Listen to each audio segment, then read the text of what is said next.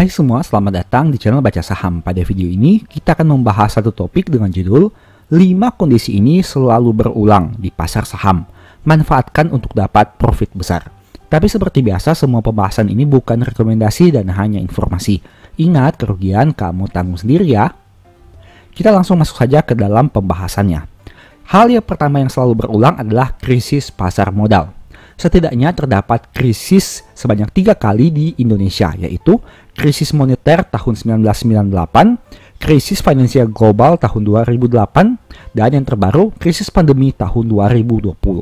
Nah, dari 3 krisis ini, ada suatu kemungkinan yang bisa teman-teman lihat, yaitu harga saham mengalami penurunan yang sangat signifikan. Contoh, pada krisis moneter tahun 1998, teman-teman bisa baca di sini bahwa dari berita yang ada, teman-teman bisa melihat bahwa IHSG mengalami kejatuhan hingga anjlok 53% ke titik terendahnya 256.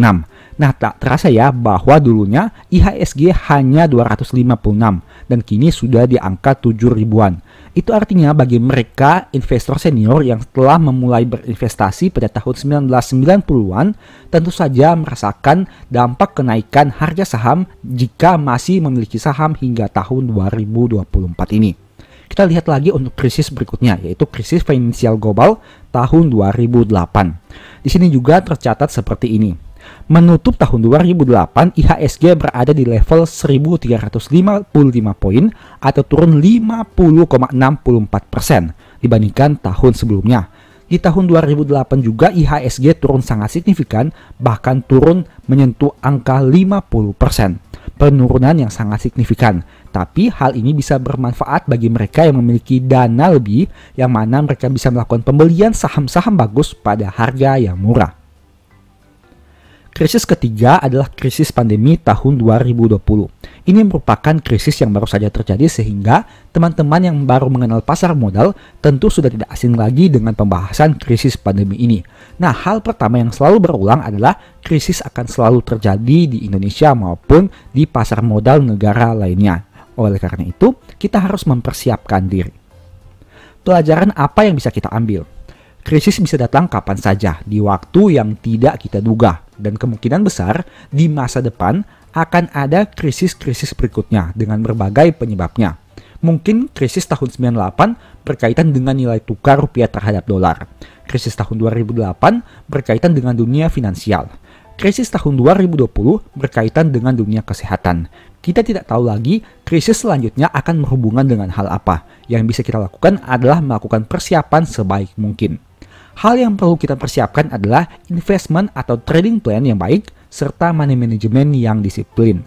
Untuk menghadapi krisis yang mungkin saja terjadi nanti, kita harus latihan sejak sekarang, baik itu dari investment atau trading plan dan money management yang kita miliki. Kita harus mempersiapkan dua hal ini agar saat krisis terjadi, kita telah siap dan kita bisa mengambil kesempatan dari krisis yang ada. Krisis bisa membuat orang rugi besar, tapi banyak orang juga menjadi kaya setelah krisis. Jadi, kita harus bersiap agar saat krisis datang, kita menjadi bagian orang yang bisa memanfaatkan krisis dan memperoleh keuntungan yang sangat besar. Itu merupakan momentum yang sering terjadi di pasar modal yang poin pertamanya, yaitu krisis yang berulang. Poin kedua, fluktuasi harga batubara.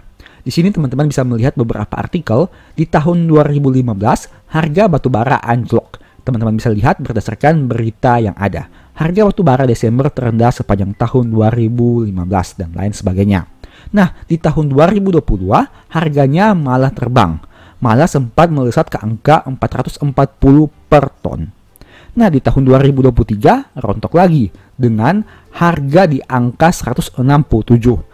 Jika dilihat di sini, maka terjadi siklus di mana akan ada saatnya harga batubara turun, kemudian naik lagi, dan turun lagi. Kita tidak tahu kapan harga batubara akan kembali naik. Dan apabila harga batubara kembali naik, secara tidak langsung itu menjadi sentimen positif bagi saham-saham di bidang ini. Entah itu kinerjanya yang mengalami pertumbuhan, harga sahamnya yang terbang sangat signifikan, dan lain sebagainya.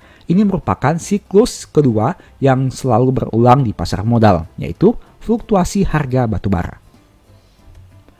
Pelajaran apa yang bisa kita ambil? Yang pertama, harga batubara akan selalu naik dan turun. Saat harganya naik, semua berita jadi positif. Tapi saat harga turun, semua berita jadi negatif. Contohnya seperti tahun 2024 dan 2023 di mana biasanya banyak isu-isu sentimen negatif tentang sektor batubara ini. Batubara rentan dengan berbagai isu dan sentimen seperti perang, kondisi lingkungan, kepentingan, dan masih banyak lagi. Hal itu membuat banyak berita gorengan yang sering terdengar dan membuat psikologi terganggu. Apalagi jika kamu telah membeli saham batubara pada harga yang di atas dan saat ini posisinya adalah nyangkut. Dampaknya, saham di sektor ini juga sangat fluktuatif. Tapi, apabila kamu tertarik dengan sektor ini, silahkan manfaatkan momentumnya sebaik mungkin. Apalagi dividen saham batubara biasanya besar. Ini merupakan salah satu poin plus. Karena meskipun kamu mengalami floating loss, tapi setidaknya masih memperoleh cash flow yang cukup besar setiap tahun melalui dividen. Siklus ketiga, saham tertentu terbang. Kamu tentu sudah tahu bahwa ada saham-saham yang mencetak kenaikan harga signifikan dalam tahun-tahun tertentu. Contohnya seperti tahun 2020, di mana saham-saham farmasi terbang. Contohnya saja seperti KF. Tahun 2021 malah saham bank digital yang mengalami kenaikan harga sangat signifikan. Contohnya seperti teman-teman bisa lihat pada artikel berikut ini. Tahun 2022 malah gilirannya saham-saham di sektor batubara. Sedangkan tahun 2023 sahamnya Pak Prayogo Pangestu yang mengalami kenaikan harga sangat signifikan. Sebut saja brand, cuan, TPIA, BRPT, dan lain sebagainya. Ini merupakan suatu fenomena yang unik terjadi di pasar modal di mana pada tahun-tahun tertentu akan ada sektor-sektor tertentu yang mengalami kenaikan harga saham sangat signifikan. Pelajaran apa yang bisa kita ambil? Yang pertama, setiap tahun akan ada saham yang populer dan akan ada juga saham yang dijauhi. Jadi silahkan manfaatkan momentum ini. Berikutnya, tidak ada yang bisa menebak tahun 2024 saham apa yang akan booming. Kamu bisa lihat-lihat dari media yang banyak memberitakan terkait sektor apa yang punya sentimen positif. Satu hal yang perlu diingat, jangan mengejar kereta yang sudah jalan jauh. Hati-hati jangan sampai nyangkut di pucuk. Selalu pertimbangkan faktor fundamental jika kamu seorang investor dan tertarik dengan saham yang lagi booming. Jika trader, pakai trading plan. Siklus keempat, saham big caps turun signifikan. Contohnya, saham big caps yang pernah mengalami penurunan khususnya untuk big bank-nya pada awal tahun 2023. Di pertengahan tahun 2023, saham Telkom malah mengalami penurunan.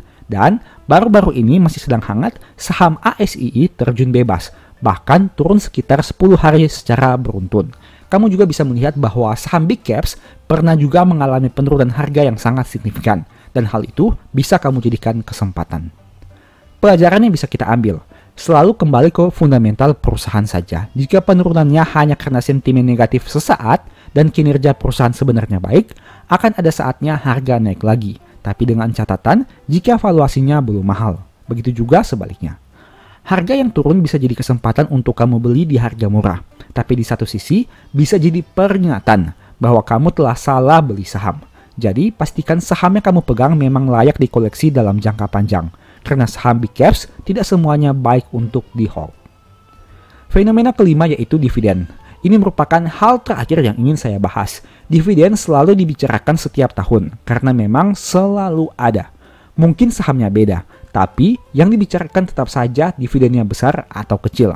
Ini merupakan beberapa contoh artikelnya. Sebut saja saham big banks, saham batubara, dan lain sebagainya. Pelajaran apa yang bisa kita ambil? Dividen merupakan uang gratis yang diperoleh pemegang saham. Tidak peduli hanya punya 1 lot atau 1 juta lot, dividen yang kamu terima sama. Artinya, dividen merupakan salah satu hal yang paling adil di bursa. Jika kamu mengincar dividen, jangan beli saat mendekati cum date, karena biasanya harga sudah terbang. Cicil beli jauh hari sebelumnya dan diamkan saja hingga RUPS dan pengumuman dividen itu tiba. Sebaliknya, setelah cum date, harga akan langsung dibanting. Jadi, kalau kamu lagi incar sahamnya, tunggu saja harga murah saat ex-date. Sebagai informasi, kalau kamu mau mendalami tentang dividen investing, bagaimana memanfaatkan dividen di masa depan hingga memperoleh dividen yang diharapkan bisa memenuhi kebutuhan hidupmu, mungkin 2 ebook ini bisa menjadi referensi. Untuk pembelian silahkan chat saja pada nomor di akhir video. Demikianlah pembahasan singkat pada video ini. Selalu ingat bahwa saham yang disebutkan bukan rekomendasi dan hanya edukasi. Segala risiko kerugian menjadi tanggung jawab kamu sendiri. Di video berikutnya ingin dibahas materi apa lagi? Tulis di kolom komentar ya. Sebagai informasi, channel YouTube Baca Saham sekarang ada dua. Yang pertama Baca Saham dan Baca Saham dari Nol. Berikut ini beberapa list ebook Baca Saham. Pertama, Stock for Living. Kedua, Strategi Nabung Saham. Ketiga, The Stock Market. Dan yang keempat, Cara Cepat Analisa Laporan Keuangan. Apabila tertarik, chat saja pada nomor WA yang ada. Sekian video ini, semoga bermanfaat. Thank you.